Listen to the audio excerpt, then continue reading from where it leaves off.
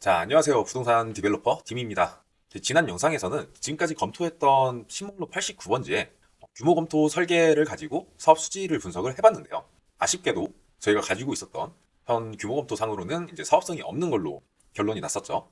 하지만 그렇게 한 가지 규모 검토 설계 도면을 가지고 사업성 검토를 해서 사업성이 없다고 바로 포기를 하는 것보다 해당 설계 자료 초안이 이 사업에 대해서 최고 이용 가치를 잘 반영을 했는지를 다시 한번 확인을 해보고, 반영이 되지 않았다면은 그 최고 유효 이용 가치를 반영 가능한 방법이 어떤 부분들이 있는지 한번 알아보고 해당 방법들을 반영해서 다시 한번 사업성을 검토해보는 그런 과정을 거쳐야 된다고 말씀을 드렸었죠. 그래서 오늘 영상에서는 부동산 개발 사업에 있어서 설계적인 부분에서 가장 높은 사업성을 도출해낼 수 있는 방법이 어떤 부분들이 있는지, 해당 방법들을 어떻게 검토하는지에 대해서 같이 한번 알아보겠습니다. 이 설계 자료가 저희가 규모 검토를 진행하고 사업 수지 분석표를 만들었던 설계 자료인데, 보시면은 이 기존 설계는 2020년도에 작성이 되었죠. 자, 2020년도에 어떤 일이 있었냐? 분양가 상한제라는 게 있었습니다. 분양가 상한제. 이 청약홈을 통해서 아파트나 오피스텔을 분양하는 경우에 이 허그의 분양 보증을 받아서 청약홈에다가 게재를 해야 되는 그런 시기였거든요. 물론 지금도 청약홈에 게재를 합니다. 그리고 이 분양 보증을 받으려면은 허그의 심의를 통과를 했어야 됐는데, 그 심의 기준이 인근 시세보다 70%에서 80% 정도 저렴한 가격에 분양을 해야만 이 심의가 통과가 가능했어요.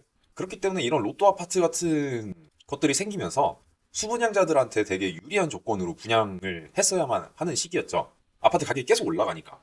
그래서 이 당시에 시행자들이 편법으로 사용한 게 몇 가지가 있었는데, 그 중에 하나가 이제 공동주택의 경우 이제 이 30세대 미만으로 분양을 하는 경우에 이 허그의 분양 보증을 받지 않아도 임의 분양을 해도 가능했었거든요. 그래서 공동주택은 30세대 미만으로 하고 그나마 덜 규제를 받는 오피스텔의 비중을 늘리는 그런 시기였어요. 그래서 저희 기존 규모 검토 자료를 보시면은 공동주택을 총 28세대 그리고 오피스텔을 120실로 설계를 했습니다. 이 분양가 상한제에 대한 제한을 안 받으려고 이렇게 설계를 한 거죠. 그때 당시에 오피스텔이 아파트보다 비싼 경우들도 있었거든요. 왜냐? 그 전매 제한 같은 규제를 안 받았어가지고 사람들이 부동산 막 상승기니까 어떻게든 뭐 오피스텔이라도 이제 엄청난 가격 상승이 있었던 그런 시기죠.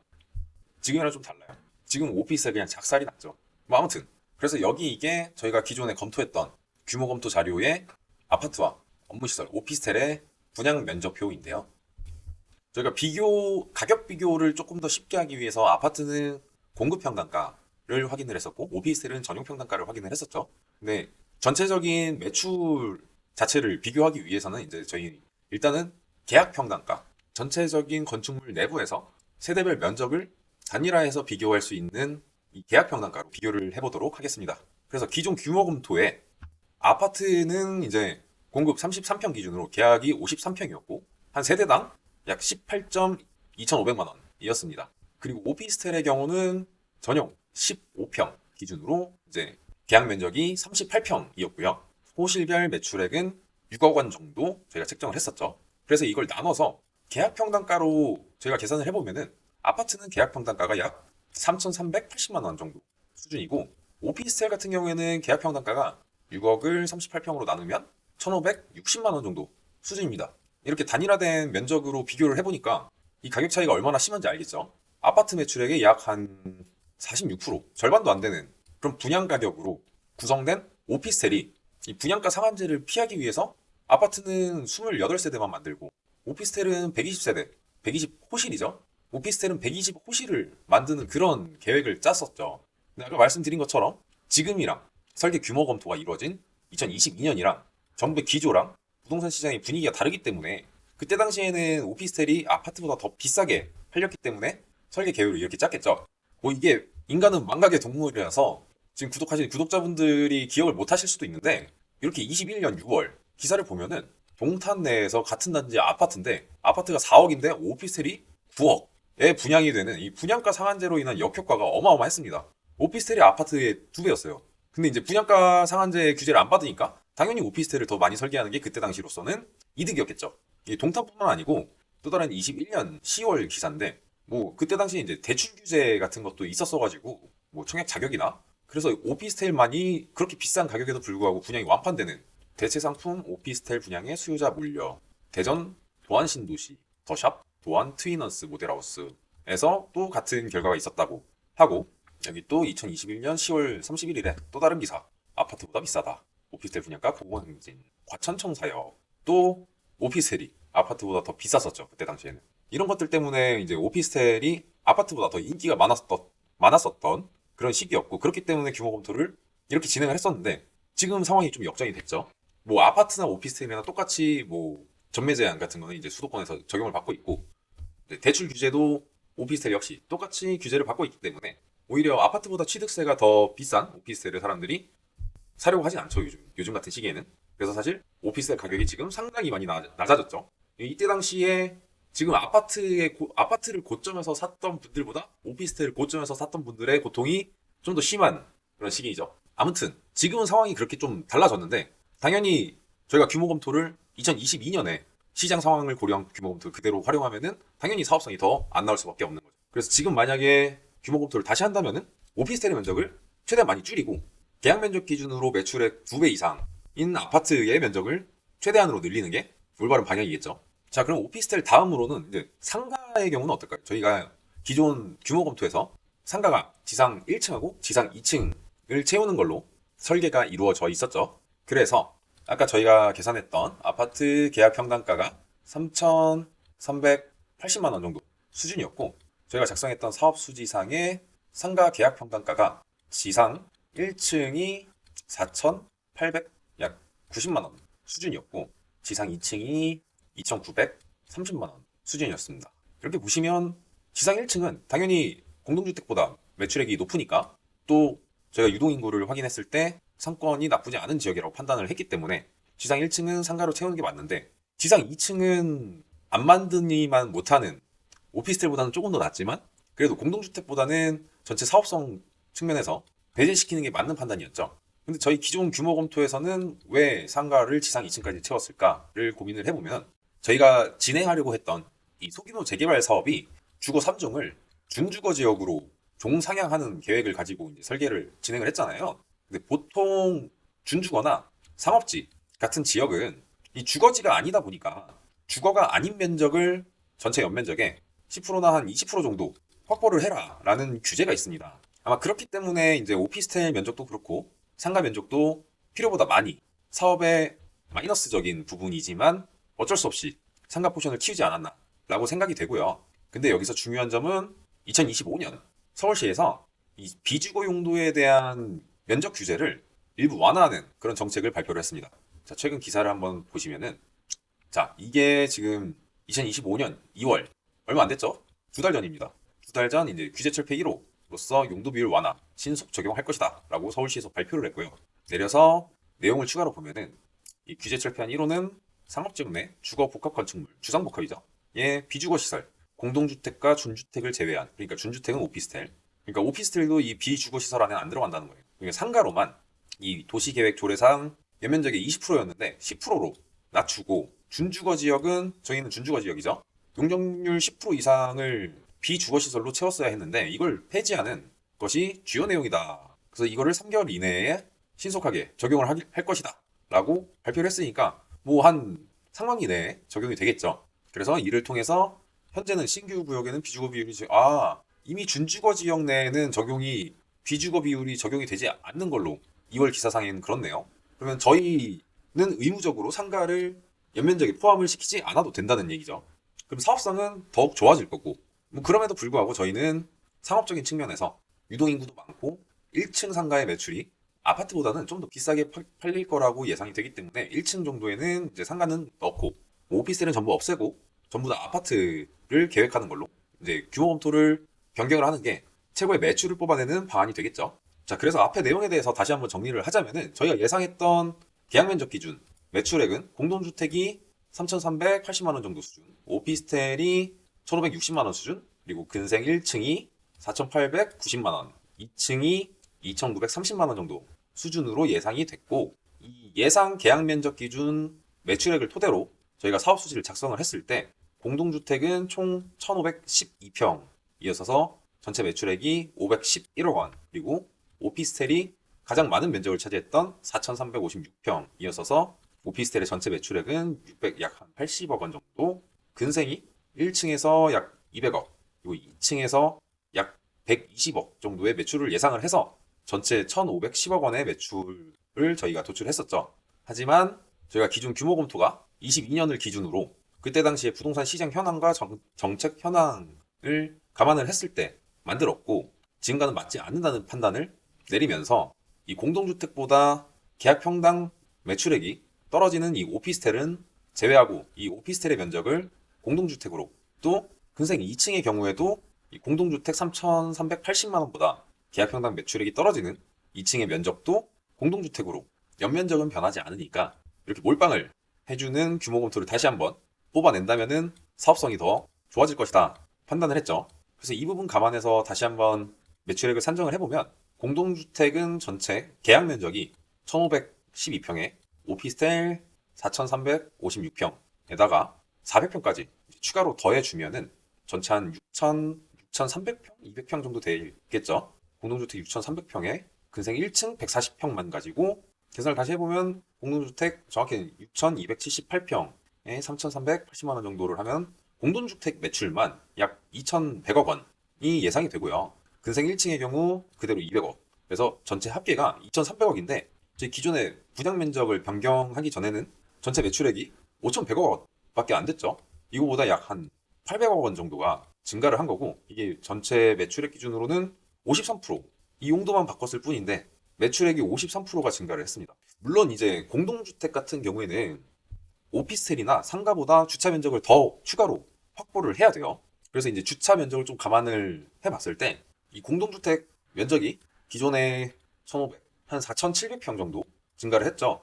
이 계약 면적 기준으로 하나 세대당 계약 면적 47평, 공급이 아니고 계약이니까 이라고 했을 때 공동주택이 약 100세대 정도 기준보다 증가를 했다고 보면 될 것 같고요. 오피스텔이나 근생이 뭐 같은 면적당 한 대씩 주차 면적을 확보를 한다면은 공동주택은 약 2대 정도, 거의 2배로 주차 면적을 확보를 해야 되거든요. 그러면은 주차 면적 한 대당 뭐 주차장 면적이 약 3평 정도씩 증가를 한다고 봤을 때 주차 면적을 추가로 300평을 확보를 해야 되겠죠.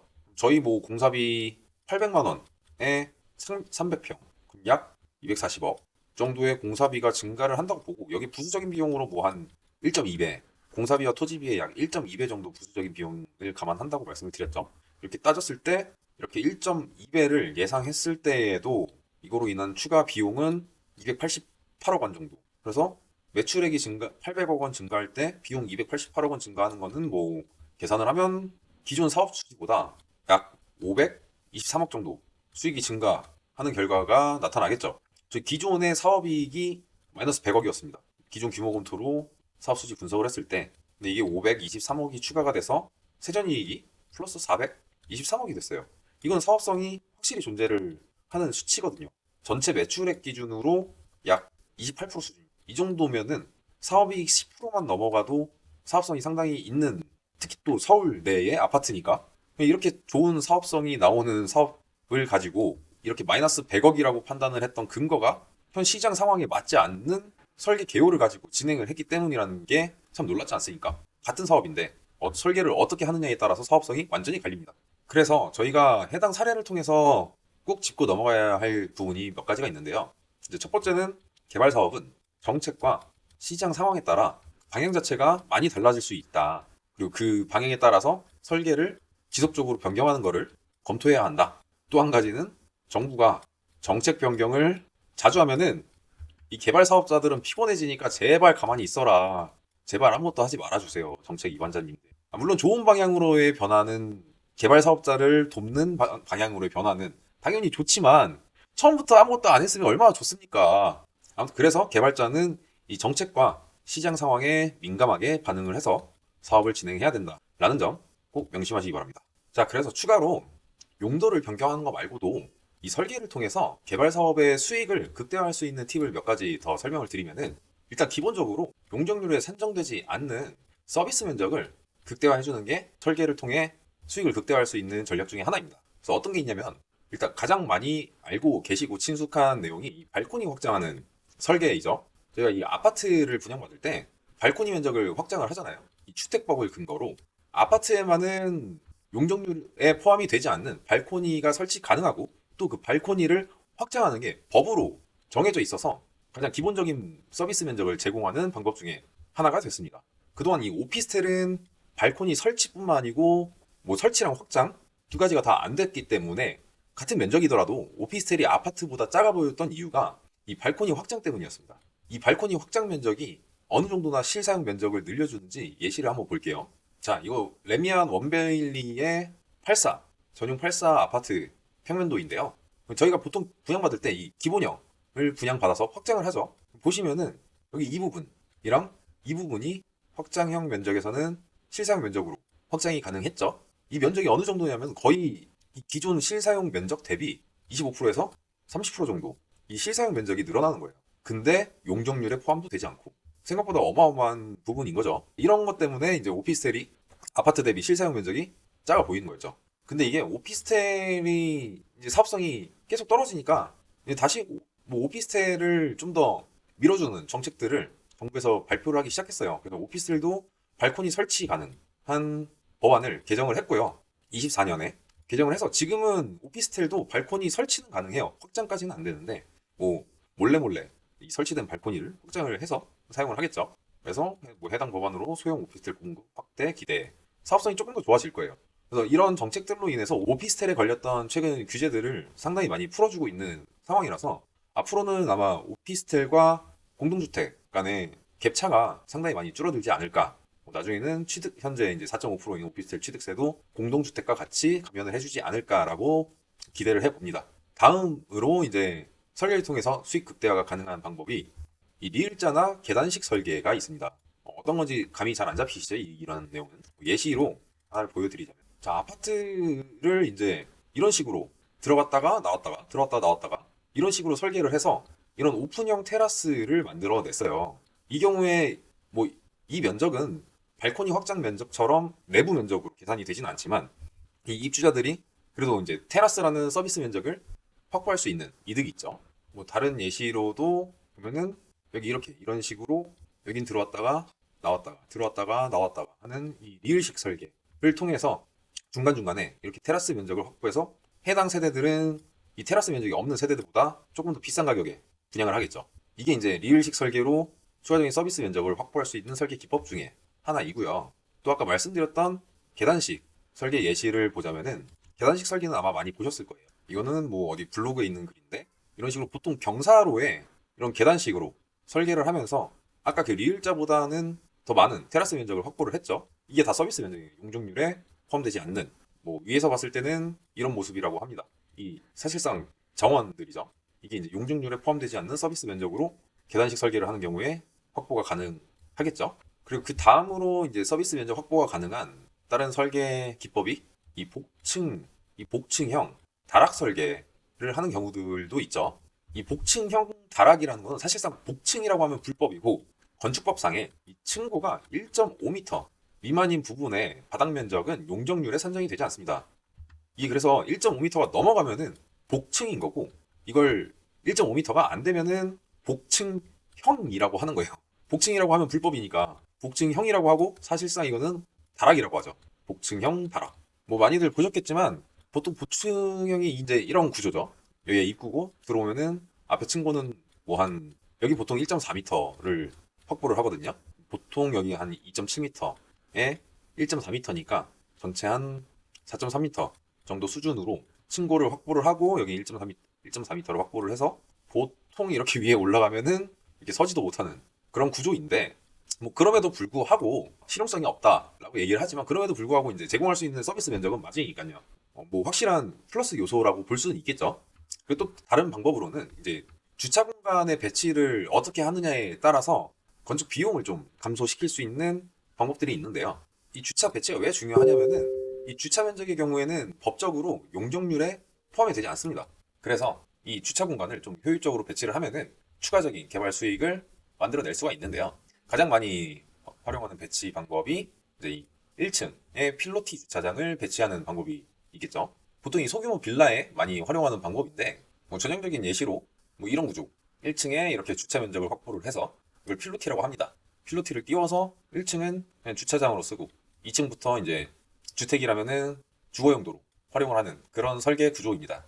이 1층의 상권이 되게 뛰어난 지역이라면은 이렇게 주차 면적을 포함을 시키는 게 비효율적일 수는 있는데, 큰 상권이 기대되지 않는 지역 같은 경우에는 어차피 주차 면적은 용적률에 포함이 되지 않으니까, 그래서 단적인 예를 들면은 뭐 기존의 용적률 200%를 받아서 지상 4층에 지하 1층에 이제 주차 공간을 확보를 해가지고 지상 4층, 지하 1층에 설계를 해야 하는 땅이었다면은, 여기에 이제 필로티로 한 층을 띄워서 지상 5층, 2층부터 5층까지 주거 면적으로 채우고, 이 지상 1층은 주차장으로 활용하는, 생각보다 이제 구독자분들이 많이 보실 수 있었던 구조이죠. 이 경우에는 이제 이게 땅 파는 공사가 비용이 생각보다 많이 들어가거든요. 그래서 그 땅 파는 공사 비용을 절약할 수도 있고 용적률을 다 가져갈 수도 있는 빌라 개발에는 되게 효율적인 구조의 설계입니다. 그 다음 방법은 어떤 게 있냐면은, 이 지상으로 주차장을 배치하는, 어찌 보면 필로티 구조랑 좀 비슷할 수도 있는데, 예시를 보시면은 아, 이런 구조가 있었지라고 생각을 하실 거예요. 이 부분 보시면은, 아, 아니다, 여기 이 부분 보시면은 주상복합이죠. 위에는 이제 주거 용도로 설계를 했고 1층이나 2층 정도까지는 근생으로 설계를 했어요. 근데 이 면적은 이게 주차장이거든요. 겉에서 보면은 약간 흉하니까 이렇게 외벽을 쳐서 주차장인데 흉하진 않게끔 이렇게 설계를 한 구조입니다. 어떤 경우에 이제 이런 구조를 하느냐, 이제 상권이 나쁘지 않은 지역이어서 이 근생 1, 2층을 포기를 못 하는 거예요. 그래서 1, 2층 정도는 근생을 무조건 놔두고, 이 세대수가 너무 많아서 지하를 너무 많이 파야 된다라고 하는 경우에, 뭐 예를 들어서 지하 4층을 파야 되는데 지하 2층까지만 파고 지하 3층에서 4층 팔 거를 지상 3층에서 4층으로 주차 면적을 확보를 하는 거죠. 이게 한 층 내려갈 때마다 거의 곱절로 공사 비용이 들어간다고 보시면 되거든요. 그래서 지하를 너무 많이 파야 되는 경우, 근생 사업성이 괜찮은 경우에 복합적으로 이렇게 지상 면적으로 주차장을 올리는 경우들이 있습니다. 그래서 이 경우에는 지하로 주차 면적을 4층, 5층까지 확보를 하는 것보다 이제 지상으로 올렸으니까 뭐 기존 설계 대비 이제 공사비와 공사 기간을 대폭 절감이 가능하겠죠. 자, 마지막 팁으로는 이 경사 등의 지형을 이용한 설계 방법이 있습니다. 보통 가장 많이 활용하는 게 반지하를 지상층으로 활용한 경우가 있는데요. 이거 많이 보셨을 거예요. 이 경사지의 경우는 법적으로 지하층임에도 불구하고 실제는 이제 1층인 것처럼 근생시설로 활용이 가능한 경우들이 종종 있습니다. 이 지하층 같은 경우에는 용적률에 산정이 되지 않는데, 이 건축법에 따르면은 바닥으로부터의 이 층고가 절반 이상이, 이 절반이라고 하면은 이 절반 이상이 지표면에 묻혀 있으면은 이 지하층으로 분류가 됩니다. 지하. 예시를 보여드리면, 자, 이게 말씀드린 예시인데 뭐 이쪽에도 이제 길이 있고 이쪽에도 길이 있는데, 얘가 경사지다 보니까 이쪽에서 봤을 때는 이 지하 1층이 실제 1층처럼 보이고, 이쪽에서 봤을 때는 이 1층이 실제 1층이 1층처럼 보이죠. 그리고 여기는 출구가 이쪽에 나 있고 여기는 출구가 이쪽에 나 있으면은 이 두 개 층 모두 근생으로서 가장 비싼 1층의 가격을 받을 수가 있는 겁니다. 1층 분양가. 이거 완전 개꿀이죠. 1층하고 2층의 매출액은 거의 한 60% 정도 차이가 나는데 둘 다 1층 가격을 받을 수가 있으니까, 강남은 안 그래도 땅값이 비싼데 이런 경사로가 많아가지고 더 비싸게 팔아먹을 수가 있죠. 그리고 그 다음으로 이제 이 경사 지형을 이용한 설계 중에 어떤 게 있냐면은, 이 차량 진입로를 경사지를 통해서 확보하는 경우들이 있어요. 차량 진입로. 보통 이 설계 기법은 이제 물류센터를 신축하거나 할 때 좀 많이 쓰이는데, 왜 물류센터에서 많이 쓰이냐면은, 물류센터는 차량이 입출입이 엄청 잦은 그런 상품이잖아요. 그래서 차량의 동선이 되게 효율적이면 효율적일수록 이 건축물의 가치가 올라갑니다. 그래서 일반적인 물류센터의 설계를 보시면 이게 일반적인 물류센터들인데, 자, 여기 보시면은 물류센터, 이 물류센터 이거 보이시나요? 이게 뭐 한 8층 정도 같은데 이 차량 진입로가 이렇게 돼 있어요. 이게 사진이라 작아 보일 수 있는데 이게 대형 트럭들이 진출입하는 물류센터이잖아요. 그래서 이거 한 층 이렇게 한 바퀴 도는 게 거의 한 100m 정도라고 보시면 돼요. 그러면은 예를 들어 이게 8층이면은 8층 올라가는데 운전기사는 이 800m로 올라가는 거예요. 달팽이가 나갑니다. 이거 이렇게 돌다 보면은. 기사님들 달팽이가 나가요, 이거. 엄청 비효율적인 동선을 가질 수밖에 없죠. 근데 그럼에도 불구하고 이제 이것마저 없으면은 어떤 식으로 해야 되냐면은 1층에서 화물 엘리베이터를 설치를 해서 8층에서 짐을 싣고 엘리베이터 내려올 때까지 기다렸다가 엘리베이터에서 짐을 빼면서 차량에 실어야겠죠. 그럼 일을 한 번, 두 번, 한 번이면 끝날 거를 두 번 해야 되는 거니까 오히려 이거보다는 이게 좀 더 낫기는 해요. 그래서 물류회사로서 가장 안 좋은 설계 구조가 이 화물 전용 엘리베이터로 1층에서 8층까지 왔다 갔다 하는 거. 이거 엘리베이터 누가 쓰고 있으면 쓰지 못하잖아요. 그 다음이 이 달팽이가 나가는 구조. 근데 이게 이 경사지를 활용하는 경우에는 예시를 좀 먼저 보여드릴게요. 자, 여기 가운데 있는 물류센터 보이시나요? 이게 이렇게 경사가 지어 있는데 1층에서는 이렇게 화물 트럭들이 접안할 수 있는 구조. 2층은 경사지를 따라서 차량 출입로가 확보가 돼서 여기서 접안을 할 수 있고, 3층은 추가로 올라가서 여기서 차량 접안이 확보되는 그런 구조입니다. 그래서 이렇게 모든 층의 차량 접안이 가능한데 진출입로를 경사지를 활용하는 이런 설계 구조를 띠는 경우가 가장 비싸게 팔리는 차량 진입로 구조인 거죠. 그럼 아무래도 아까처럼 뺑글뺑글 돌아가는 차량 진입로보다는 이제 기존 경사지를 이용하는 거다 보니까 공사비도 절감이 될 수 있겠죠. 자, 오늘 영상을 그래서 정리를 다시 하면은 저희가 받았던 설계 규모 검토가 이제 최고 유효 이용 가치를 과연 적절하게 잘 반영을 했는지 확인을 해야 된다고 말씀을 드렸고, 이 최고 유효 이용 가치를 추가적으로 반영이 가능한 방법이 어떤 부분들이 있는지 같이 한번 알아봤습니다. 그 첫 번째로는 이제 매출을 극대화할 수 있는 설계 안에서의 용도 변경이 가능하다고 말씀을 드렸고, 추가적으로 이제 수익을 극대화할 수 있는 설계 기법들에 대해서 한 3가지 정도 알아봤습니다.